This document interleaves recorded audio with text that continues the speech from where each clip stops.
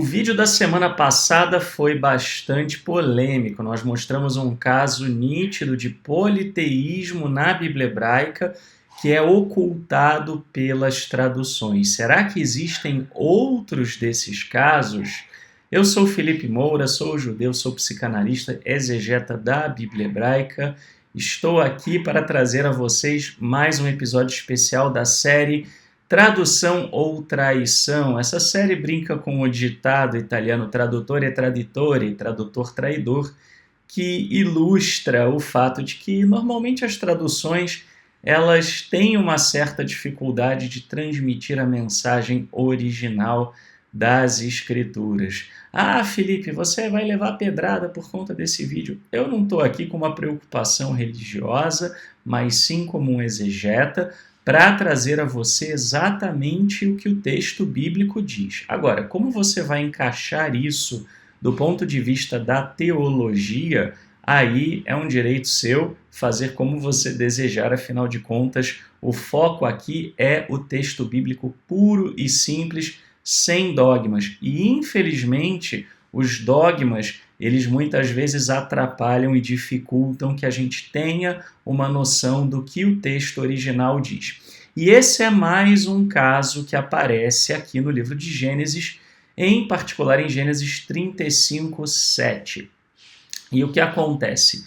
Em Gênesis 35, 7, estamos trazendo aqui um trecho do versículo. Se a gente for falar do texto base das traduções, né, que normalmente é o texto massorético, nós vamos ter o seguinte: Vaikra, né, então, ou Vaikra no hebraico moderno, né, e chamou Lamakom no hebraico bíblico, Lamakom no hebraico moderno, ao lugar.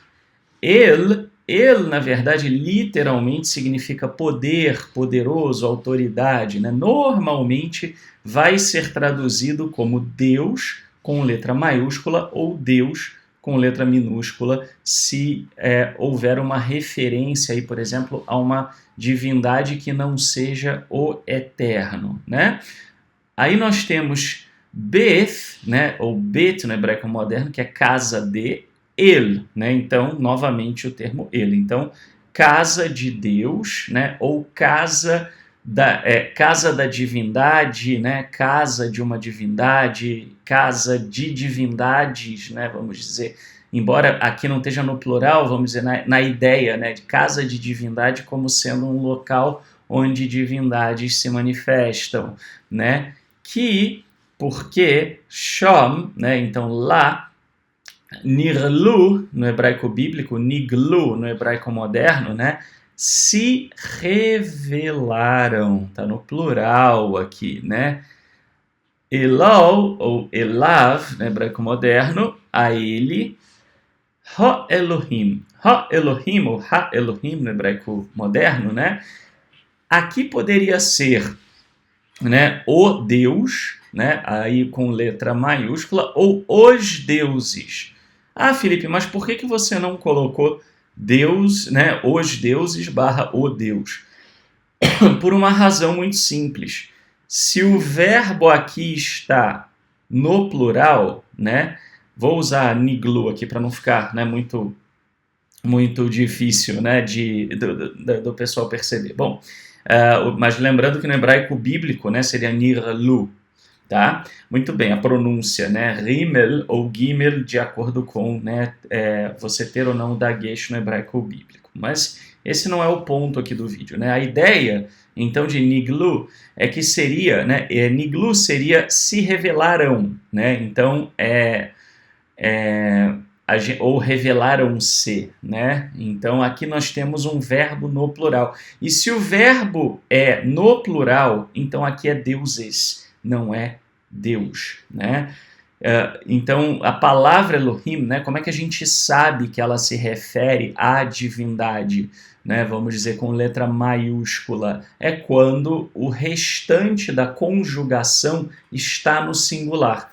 Quando o restante da conjugação está no plural, então é deuses, ok? Muito bem. Então, como dito aqui, né, se o verbo é plural, o sujeito também o é. Em outras palavras, no texto massorético, Jacó teria visto deuses que se revelaram a ele, ok?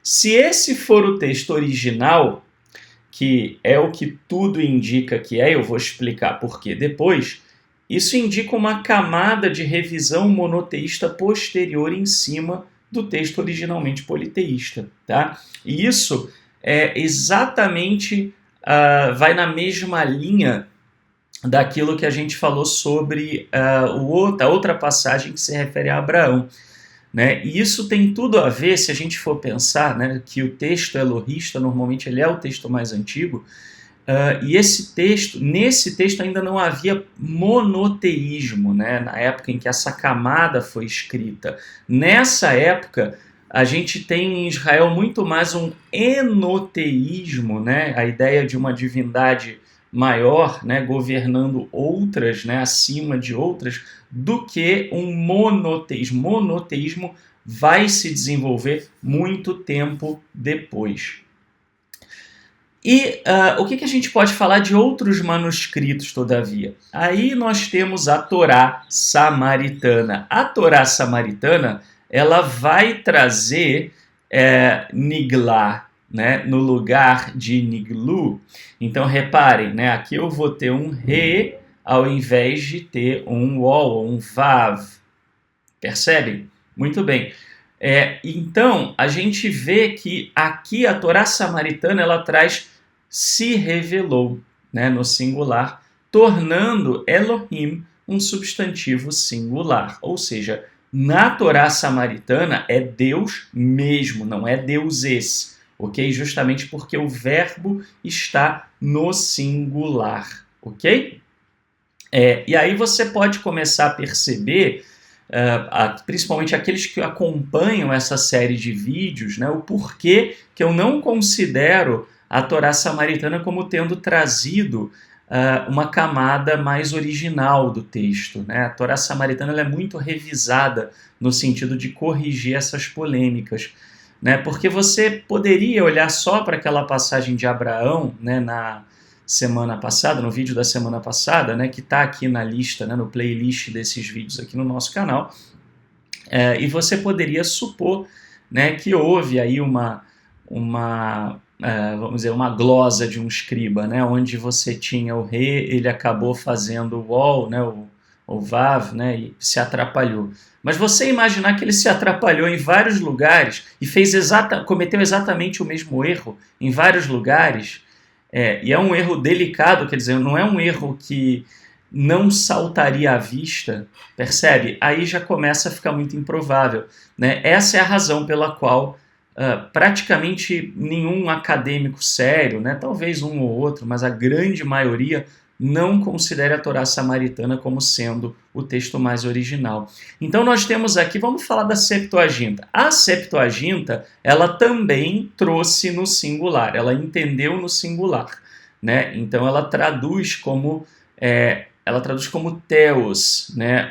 Ao invés de trazer theos, né, que seria o plural, né? Então o verbo também no singular, né? Então a Torá samaritana, perdão, a Septuaginta, ela concorda com a Torá samaritana e diverge do texto massorético. Mas aí vem uma dúvida, né? Será que aquela pessoa que traduziu a Septuaginta tinha acesso a uma família de manuscritos alternativa do texto massorético e que concordava mais com a Torá samaritana? É possível, porque a gente já viu exemplos assim, né? Como, por exemplo, o texto que a gente fala de Deus concluindo a criação no sexto ou no sétimo dia. Está no canal também, é um dos vídeos recentes. Mas pode ser também que tenha olhado para o texto massorético e tenha resolvido simplesmente corrigir aqui o curso do texto massorético. Muito bem. Falando de outros manuscritos, o que os outros manuscritos trazem, né? O que a gente pode falar sobre manuscritos antigos? Bom, se a gente for falar do texto do Mar Morto, mais uma vez, infelizmente, o texto de Gênesis 35:7 não sobreviveu. A gente tem, no Mar Morto nós estamos falando de manuscritos de mais ou menos 2.000 anos, né, talvez até um pouco mais em alguns casos. Então a gente tem que considerar a antiguidade, né, e o fato de que esses manuscritos eles se deterioraram em função do tempo. Então, embora nós tenhamos, né, alguns livros com passagens grandes, né, que sobreviveram e que estão em bom estado, nós temos outros que ou estão ilegíveis, né, pela ação do tempo, ou estão fragmentados. Nesse caso, está fragmentado, a gente não tem a passagem completa, a gente só tem o lugar, El Betel, porque lá, né? E morreu nisso, a gente não tem o trechinho da passagem que poderia exatamente dizer se 4Q Gênesis, que é onde apareceu, né, esse texto, né, ou seja, a caverna 4 do Mar Morto, né, o manuscrito de Gênesis, se ele concordaria com a Septuaginta, ou, perdão, com a Torá Samaritana ou com o texto massorético. Vamos olhar os Targumim aramaicos, né? Os Targumim aramaicos, eles são traduções parafraseadas ou comentadas. Então, eles não são traduções literais, eles não servem como um modelo de literalidade, mas eles podem nos dar um indício, né, do que estava ali à vista, né, dos seus tradutores. Bom, vamos falar do Targum Onkelos. O Targum Onkelos, que é mais ou menos do século I, né, e considerado talvez o Targum mais antigo, ele simplesmente usa o singular. Ele muda o sujeito para o anjo do Senhor, e isso é comum em teofanias, né? Quer dizer, toda vez que você tem uma manifestação mais palpável, mais concreta de Deus, né, nas Escrituras, o Targum Onkelos ele traduz, ele coloca como mensageiro do Senhor, o anjo do Senhor. Quer dizer, é uma ideia de que Deus não se manifesta de uma maneira direta, né, vamos dizer, na criação, mas sim através de uma mídia, através de um mensageiro. Né? Ele manda mensagens, os mensageiros falam como se fosse ele, né? Mas é como, vamos dizer, você imaginar o mensageiro de um rei lendo um decreto. Eu, o rei fulano, não é o mensageiro que é o rei fulano, né? Mas é o decreto que ele está lendo. Né? Então, é mais ou menos a ideia que o Onkelos ele costuma trazer. Né? Não só o Onkelos, mas outros também. O Targum Neofiti, ele lida com essa pluralidade de uma forma muito interessante. Né? Ele duplica a passagem. Né? Então, como nós temos aqui o verbo no plural, né, os se revelaram, olha o que ele faz. Ele vai trazer assim: e chamou o lugar onde o Senhor lhe foi revelado, Betel, porque ali o Senhor lhe havia sido revelado.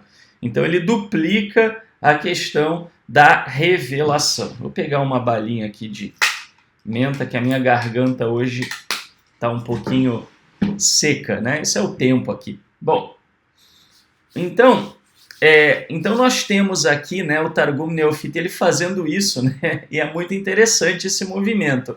Mas é uma forma de tentar lidar com o problema da pluralidade, né? Muito bem. Aí vamos falar então agora do Targum Yerushalmi. O Targum Yerushalmi, né, também conhecido como Pseudo-Jonatas, né? Ele diz assim, né, ele lida com a pluralidade de uma forma diferente, né? Ele muda o sujeito para anjos.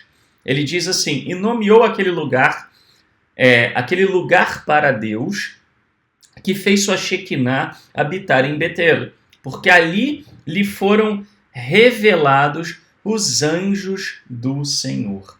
Então veja que interessante, né? O Targum Yerushalmi, ele parte sim do plural, né? E ele já faz uma leitura de Ha-Elohim como os anjos, tá? Essa leitura, ela já é uma leitura teológica.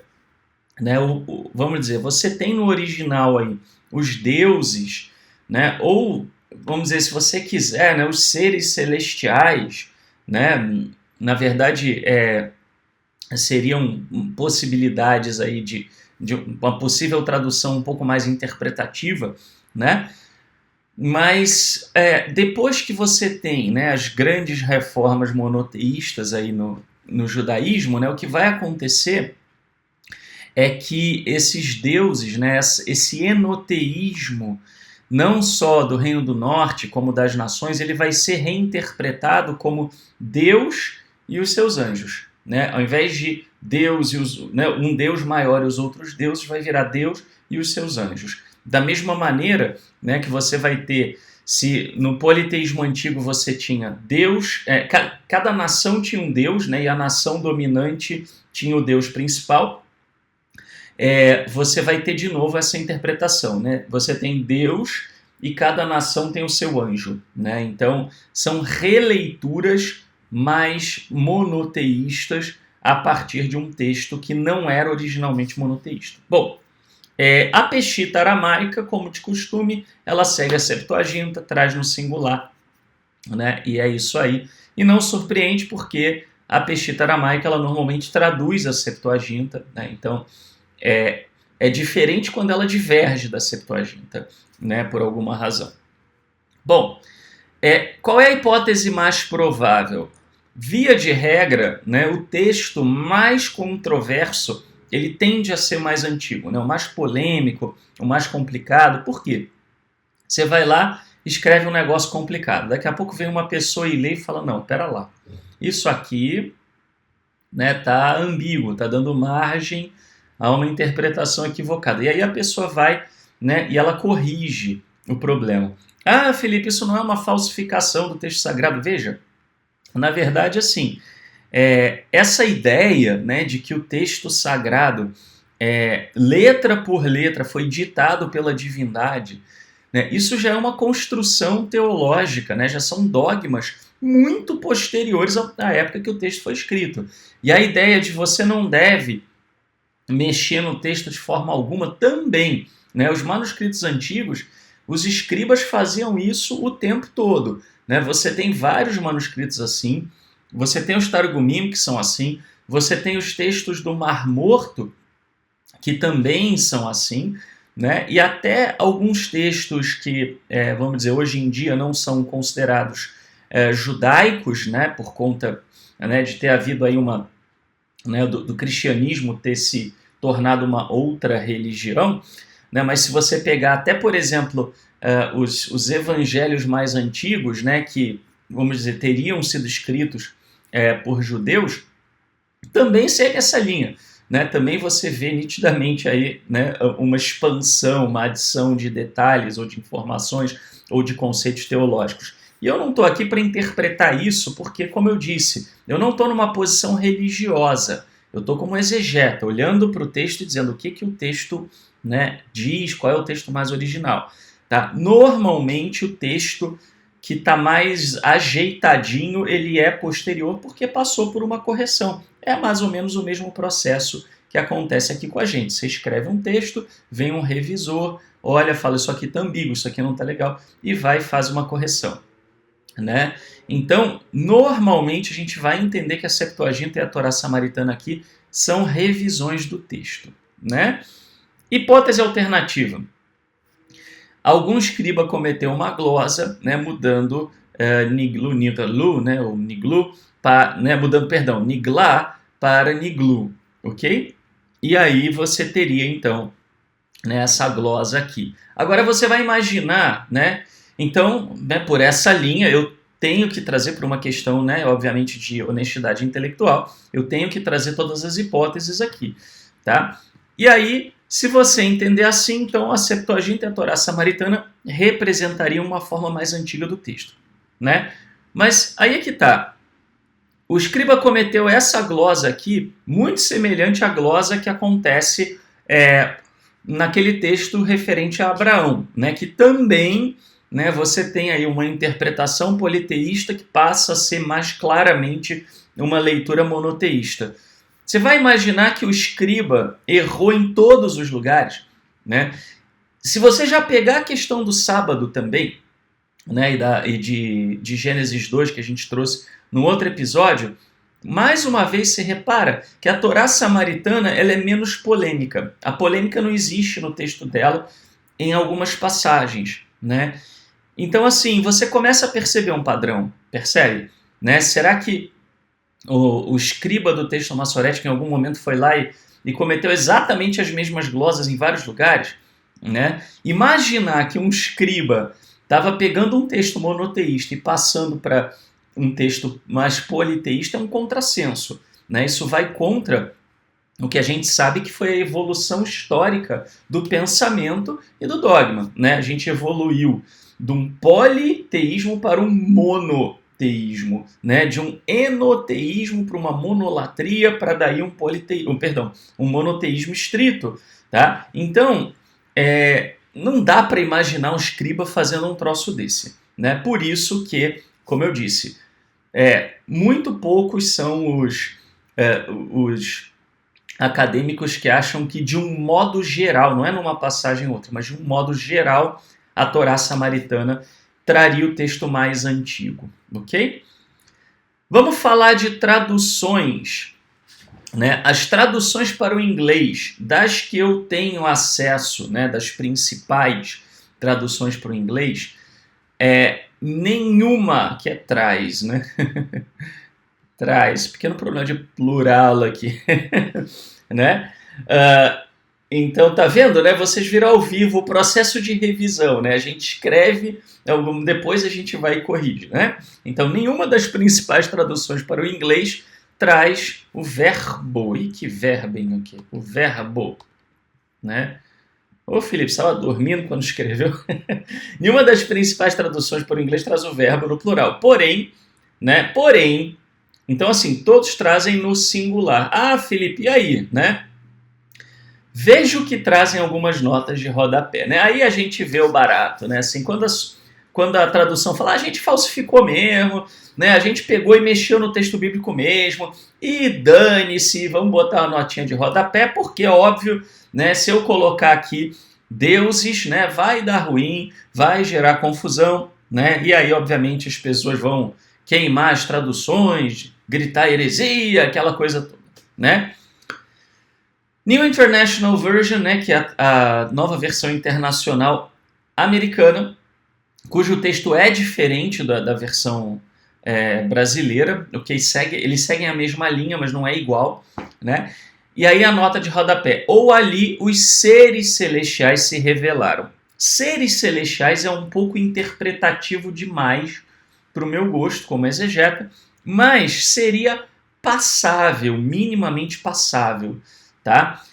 Mas eles trazem aqui, né? Agora, a mais clara, a que traz com mais clareza, né, é a Net Bible, tá? A Net Bible, ela vai trazer assim, hebraico, revelaram-se.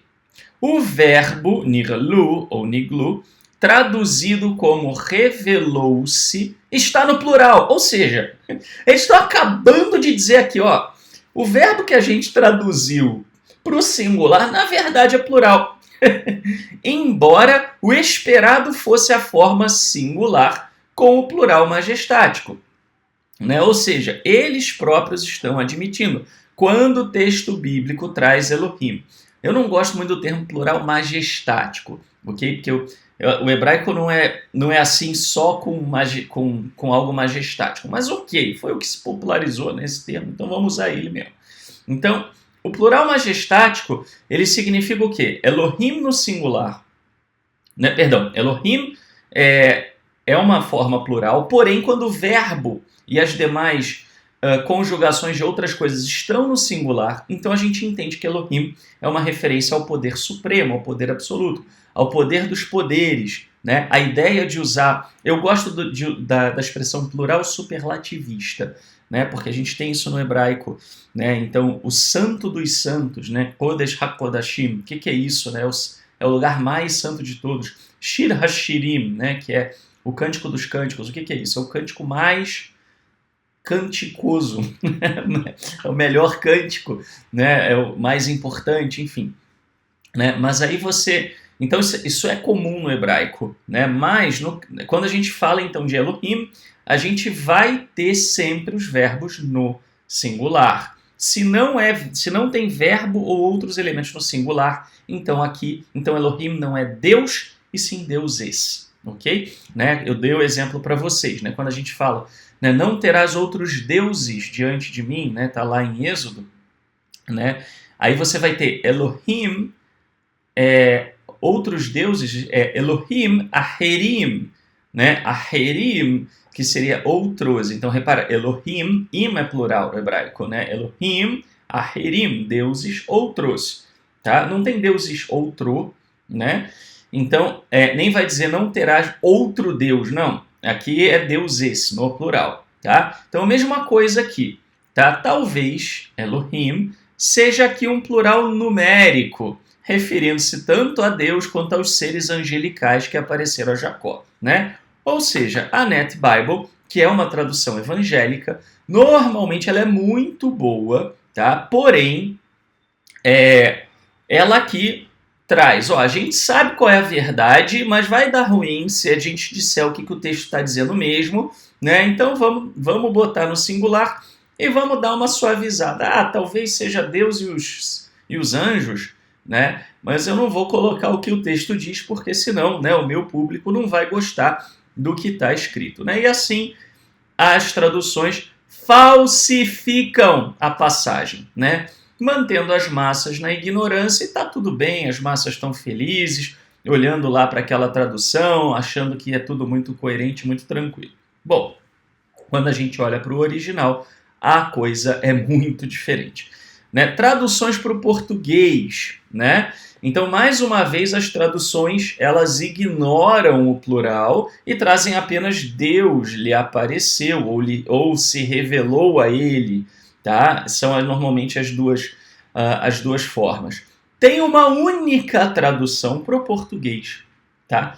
Que pelo menos reconhece que o verbo está no plural e traz uma expressão plural, que é a Bíblia Hebraica da Sefer. A Bíblia Hebraica da Sefer, ela traz: e chamou ao lugar Deus, El, de Betel, né? Pois ali apareceram-lhe os anjos de Deus. Né? Então aqui ela traz, foi a única versão que eu encontrei que trouxe o plural. Porém, a expressão anjos de Deus, que seria no hebraico Malache Elohim, não aparece, tá? Ou Malache Ha-Elohim também poderia ser, não aparece no texto. E ela é excessivamente interpretativa, né? Se tivesse traduzido como seres divinos, né?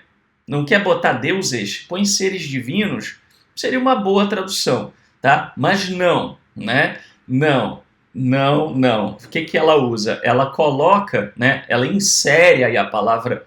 Eu não vou dizer que insere a palavra anjos, ela interpreta, né? Elohim como os anjos de Deus. Ela faz uma leitura excessivamente interpretativa, tá? E o que ela força? Ela força, né, um dogma posterior em cima do texto bíblico. Qual é o dogma posterior?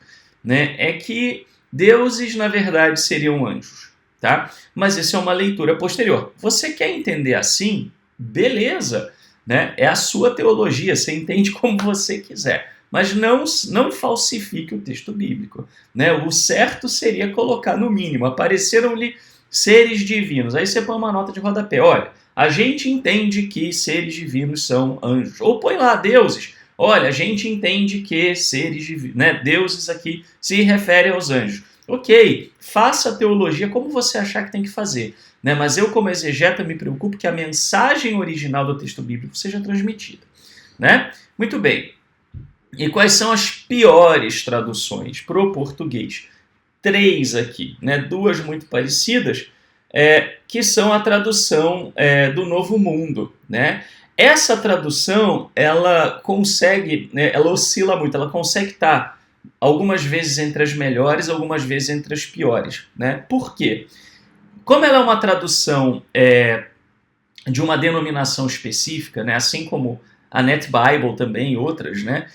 Traduções denominacionais, elas normalmente são boas quando a passagem não fere o seu dogma, né? E aqui a tradução do Novo Mundo, né, como é uma tradução que pertence a uma vertente que não é uma vertente mainstream, né, não é uma vertente religiosa mais tradicional, né, mais tradicional, entre aspas, né? Então, eles divergem já em algumas coisas do pensamento do cristianismo mais tradicional, né? Não vou entrar no mérito aqui que se isso é bom, ruim, isso aí, né, vai de cada um, não estou aqui para falar de teologia, né? Mas então, como eles divergem em alguns pontos, né, que algumas traduções puxam a sardinha para o outro lado, eles são uma boa tradução. Mas, quando mexe com a teologia deles, aí é uma tradução bem ruim, né? Então, um exemplo aqui, tradução do Novo Mundo de 1986, e começou a chamar o lugar de El Betel, porque o verdadeiro Deus se revelara ali. Botou entre colchetes. Colchetes é um artifício que você usa, tá, para colocar uma palavra que não está no texto, né? Mas, normalmente, a forma boa, correta de você usar colchetes é quando isso não compromete a mensagem, né? Quando você precisa daquilo ali para poder dar sentido ao texto, sem comprometer a mensagem. Quando você coloca colchetes para direcionar uma interpretação, aí já é lambança, né? Piorou na versão de 2015, onde eles simplesmente tiraram o colchete. Eles fingem que a palavra verdadeiro aparece aqui, né? E não aparece, né? Então, nós vamos ter Elohe Emeth, né? Elohe Emeth, ou Elohe Emet, que seria o verdadeiro Deus, né? Ou o Deus da verdade, né? Não aparece nos originais, ok? Então, a gente não pode dizer que isso aqui está sendo fiel ao texto bíblico, tá? Agora, o troféu lambança, né, vai para a Difusora Bíblica de Portugal, o que para mim eu quase caí duro para trás, porque ela costuma ser uma boa tradução. Inclusive é uma das traduções que eu gosto de recomendar. Mas aqui, a Difusora Bíblica de Portugal, alguém teve a brilhante ideia de dizer: ia ficar bonito o tetragrama. Enfiou o tetragrama nessa passagem, né? Porque fora ali que o Senhor Deus lhe aparecera. Meu, por que botar o tetragrama? O tetragrama não aparece nessa passagem aqui. Não aparece em versão nenhuma, né? Então, por que, né? Simplesmente o cara acordou, olhou e falou: acho que eu vou enfiar o tetragrama em Gênesis 35:7. Não faz sentido, né? Eu quero crer que seja um erro aqui, né? Porque não faz muito sentido, não agrega muito significado, não teria porquê. Mas vai que, né? Vamos dizer, o tradutor ele resolveu o seguinte: olha, né? Para não ter polêmica nenhuma, né? Então, além de botar o texto o verbo no singular, eu vou enfiar o tetragrama aqui, que aí ninguém contesta, né? Vai saber. Mas então acaba ganhando aqui o nosso troféu lambança. Como vocês podem ver, né, infelizmente, você não tem uma tradução que realmente traga, né, com seriedade o que seria o original. Só nota de rodapé dizendo o que seria, né, qual é o original. Ora, se a nota de rodapé diz qual é o original, por que não trazer na tradução? E aí deixa a nota de rodapé para esclarecer o que você achar que deve esclarecer.